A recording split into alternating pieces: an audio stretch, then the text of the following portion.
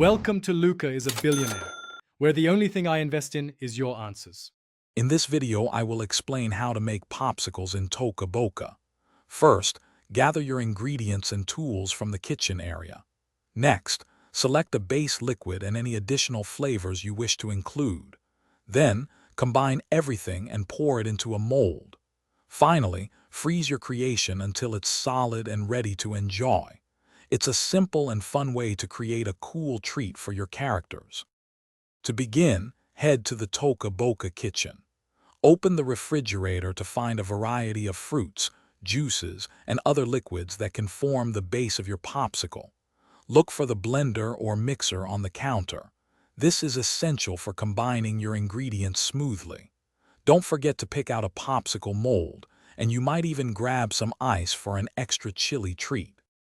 Now it's time to get creative. Drag your selected fruits and liquids into the blender or mixer. Feel free to experiment with different combinations to discover exciting new flavors.